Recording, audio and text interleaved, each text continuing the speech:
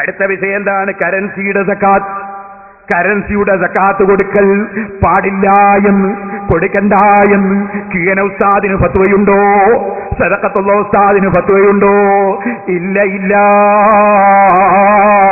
സദഖത്തുള്ള ഉസ്താദ് ഒരിക്കലും പറഞ്ഞിട്ടില്ല കറൻസി സൂക്ഷിച്ചവന് സക്കാത്ത് കൊടുക്കണ്ട എന്ന് പറഞ്ഞിട്ടില്ല.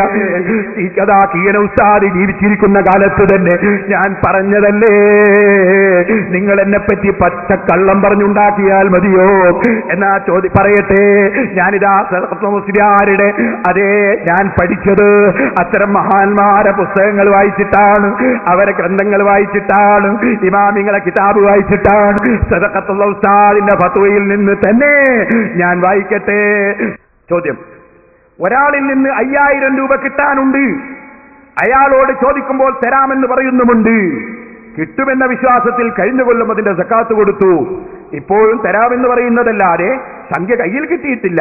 ഈ കൊല്ലവും അതിന് സക്കാത്ത് കൊടുക്കേണ്ടതുണ്ടോ? ഈ ചോദ്യത്തിന്റെ മറുപടി കേട്ടോളൂ. 5000 രൂപ കിട്ടാനുള്ളത് പൊന്നല്ല വെള്ളിയല്ല. അതിന് സക്കാത്ത് കൊടുക്കണമെന്നാ ചോദ്യം. അതിന് സദഖത്തുസ്താദിന്റെ മറുപടി ഉത്തരം: ചോദ്യത്തിൽ നിന്ന് മനസ്സിലാകുന്നത് സംഖ്യ തരാനുള്ള ആള് സ്വീപ്പാക്കുകയാണെന്നാണ്.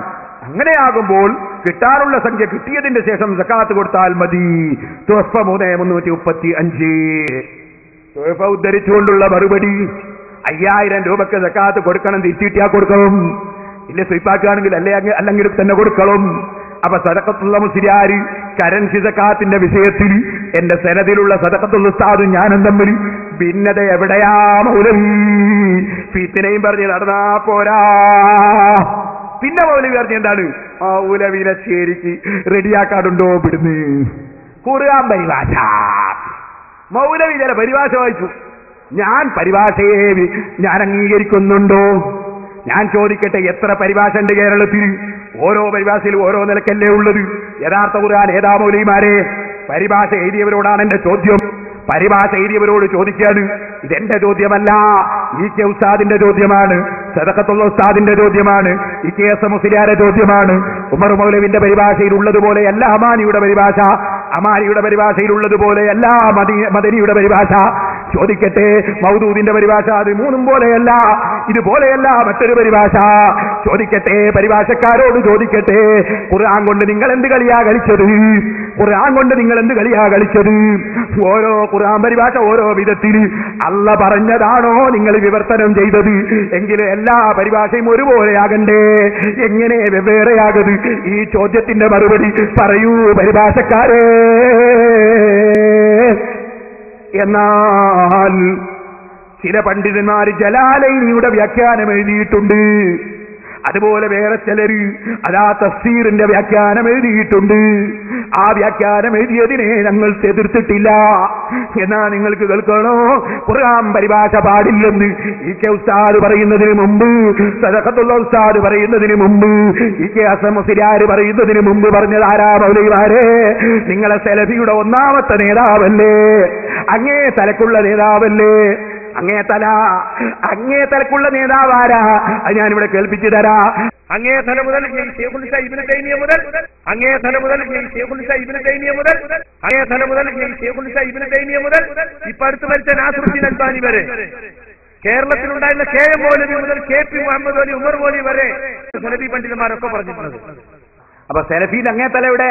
റസൂലുള്ളാഹല്ല, സഹാബത്തല്ല. അങ്ങേ തല എവിടെ? എവിടെ? ഇബ്നു തൈമിയ. അതിനപ്പുറമില്ല. അതാ ഞാൻ പറയും, പരമ്പരയില്ല. കയറ് വെട്ടിച്ചിട്ട് വന്നതാ. നിങ്ങൾ കാണലില്ലേ? തുടയറ്റിച്ച് വരാന്ന് പറഞ്ഞത് കയറ് വെട്ടിച്ച് വന്നതാ. എനിക്ക് കേൾക്കണോ? ആ ഇബ്നു തൈമിയയുടെ ഇഖ്തിലാഉ സിറാത്തിൽ മുസ്തഖീം എന്ന ഗ്രന്ഥമല്ലേ ഇത്? കേട്ടോ മൗലവിമാരെ? ഫഅമ്മൽ ഖുർആനു, അപ്പോൾ ഖുർആൻ ഫലാ യഖറഊ ബിഗൈരിൽ അറബിയ്യ, അറബി ഭാഷയിലല്ലാതെ പാരായണം ചെയ്യാൻ പാടില്ല. സവാഉൻ ഖദറ അലൈഹാ ഔ ലം യഖ്ദിർ ഇന്നൽ ജംഹൂരി, അതേ അറബി ഭാഷയിൽ പാരായണം ചെയ്താൽ കഴിഞ്ഞാലും കഴിഞ്ഞില്ലെങ്കിലും പറ്റൂല. വഹുവ സവാബുൽ ലദീ ലാ റൈബ ഫീഹി, തർക്കമില്ലാത്ത സത്യമാണത്. ബൽ ഖദ് ഖാല ഗൈറു വാഹിദിൻ, എന്നല്ല ഒരുപാട് പണ്ഡിതന്മാർ പറഞ്ഞിട്ടുണ്ട്. ഇന്നഹു യംതനു അൻ യുതർജമ സൂറത്തുൻ, ഒരു സൂറത്ത് പരിഭാഷപ്പെടുത്തുന്നത് പാടില്ലാത്തതാണ്. അല്ലെങ്കിൽ ഖുർആനിന്റെ ആ പ്രത്യേകത നിലനിൽക്കുന്ന നിലക്കുള്ള ആ ഖുർആനിലെ ആയത്തുകൾ പരിഭാഷ ചെയ്യാൻ പാടില്ല. നിങ്ങൾ ഖുർആൻ ഓതിയിട്ട് നിങ്ങൾ പറയുന്നില്ലേ അത് പരിഭാഷ അല്ല, ആശയമാണ്. ഖുർആന്റെ ആശയ പഠിക്കേണ്ടത്, പരിഭാഷ അല്ല. പരിഭാഷ പഠിക്കാൻ മുഞ്ചിതെടുത്തു നോക്കല്ലേ, അൽമൻഹൽ എടുത്തു നോക്കിയാൽ മതി. പരിഭാഷ അല്ല പഠിക്കേണ്ടത്. പിന്നെന്താ പഠിക്കേണ്ടത്? ഖുർആന്റെ ആശയം. ആ ആശയമായിമാണ് നിങ്ങൾ കിതാബിൽ എഴുതിയിട്ടത്. ആ ആശയം മലയാളത്തിൽ എഴുതിക്കൂടാന്നല്ല, ആശയം നാവുകൊണ്ട് പറഞ്ഞുകൂടാന്നല്ല. ഇത് മനസ്സിലാക്കണം, അതിന് ബുദ്ധി വേണം. അപ്പൊ സുന്നത്ത് ജമാഅത്തിന്റെ പണ്ഡിതന്മാർ ഖുർആന്റെ ആശയം എഴുതാം, പറയാം, അതിന് വിരുദ്ധമില്ല. ഖുർആൻ പരിഭാഷക്കെതിര് തന്നെ, അത് ഇബ്നു തൈമിയ്യയും എതിര് തന്നെ. അങ്ങേ തലയിലുള്ള നിങ്ങളുടെ നേതാവിന്റെ കഥയാ പറഞ്ഞത്. ഇനി കേൾക്കണോ, ശരിക്ക് കേട്ടുപഠിച്ചോ.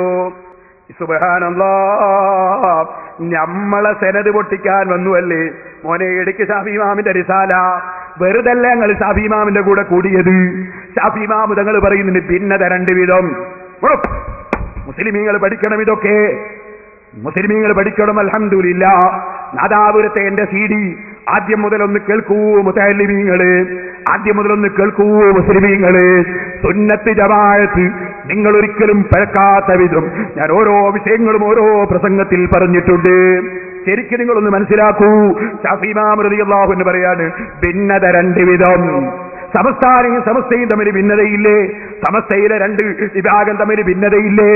അതുപോലെ തന്നെ ചോദ്യം മാലിക് ഇമാമും ശാഫി ഇമാമും തമ്മിൽ ഭിന്നതയില്ലേ? ഷാഫി ഇമാമും നവവി ഇമാമും തമ്മിൽ ഭിന്നതയില്ലേ? ചിലരെ ചോദ്യമാണ്. ആ ചോദ്യം പോലെ നിങ്ങൾ ചോദിക്കല്ല. മുജാഹിദും സുന്നിയും തമ്മിലുള്ള ഭിന്നത അതുപോലെയല്ല. എന്താ കാരണം? ശരിക്കും ഷാഫി ഇമാം വിവരിക്കുന്നത് കേട്ടോ. ബാബുൽ ഇഖ്തിലാഫ്, ഭിന്നതയിൽ പറയുന്ന അധ്യായം.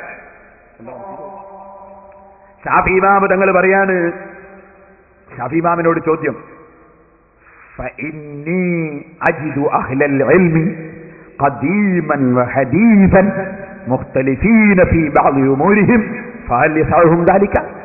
സഹാബത്ത് മുതൽ ഇന്ന് വരെ പണ്ഡിതന്മാർ ചില വിഷയങ്ങളിൽ വീക്ഷണ വ്യത്യാസമുണ്ടല്ലോ. ഷാഫി ഇമാമും മാലിക് ഇമാമും തമ്മിൽ തല തടകുന്നതിന്റെ നിയമത്തിൽ, തല തടകുന്നതിലല്ല. ഷാഫി ഇമാം തല മുഴുവനും തടവും, മാലിക് ഇമാം തടവും. പക്ഷേ സഹിയാകാൻ തീർത്തും തടകണോ കുറച്ച് മതിയോ ചർച്ചയാണ്. അവിടെ വീക്ഷണ വ്യത്യാസം ഉണ്ടല്ലോ. ഷാഫി ഇമാമിന്റെ മറുപടി, ഷാഫിയോട് ചോദ്യം, അതങ്ങനെ പറ്റുമോ? അങ്ങനെ ഭിന്നിക്കാൻ പറ്റുമോ? ചോദ്യകർത്താവിനോട് ഞാൻ പറഞ്ഞു, അൽ-ഇഖ്തിലാഫു മിൻ വജ്ഹൈനി, അഭിപ്രായ ഭിന്നത രണ്ട് നിലക്കുണ്ട്. അഹദുഹുമാ മുഹറമുൻ, ഒരു ഭിന്നത ഹറാമാ. വലാ ഖൂലു ദാലിക ഫിൽ ആഖരി, മറ്റേ ഭിന്നത ഹറാമല്ല. ഖാല, അപ്പൊ ചോദ്യകർത്താവിന്റെ ചോദ്യം, ഫമൽ ഇഖ്തിലാഫുൽ മുഹറം, ഹറാമായ ഭിന്നത ഏതാ? ഖുൽതു, ഞാൻ മറുപടി പറഞ്ഞു, കുല്ലു മാ ഖാമ അല്ലാഹു ബിഹി ഹുജ്ജത ഫീ കിതാബിഹി ഔ അലാ ലിസാനി നബിയിഹി منصوصا بينا لم يهل الاختلاف فيه لمن علمه وما كان من ذلك يحتمل التأويل ويدرك قياسا فذهب المتأول بالقياس إلى معنى يحتمله القبول والقياس وإن خالفه فيه غيره لم أقل إنه يضيق عليه ذلك الخلاف بالخلاف بالمنصوص. ഖുർആനിലും ഹദീസിലും വ്യക്തമായി പറഞ്ഞൊരു വിഷയത്തിൽ തർക്കമുണ്ടാകാൻ പറ്റൂല. വ്യക്തമായി പറയാതെ കണ്ടെത്തുന്ന വിഷയങ്ങളിൽ ചിലപ്പോൾ രണ്ടഭിപ്രായങ്ങൾ വരാം, അതിന് തകരാറില്ല. എന്ന് ചോദിക്കട്ടെ,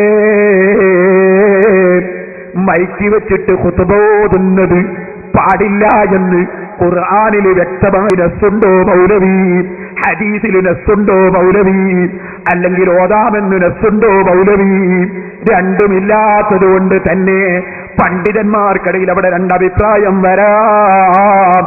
ഇതുപോലെ തല തടകുന്ന സ്ഥലത്ത് വംസഹൂബിറൂസിക്കും, തല തടകണമെന്നാണ് അല്ലാഹു പറഞ്ഞത്.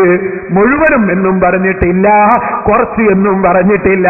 അതുകൊണ്ട് രണ്ട് നിലക്ക് അഭിപ്രായം വരാൻ സാധ്യതയുണ്ട്.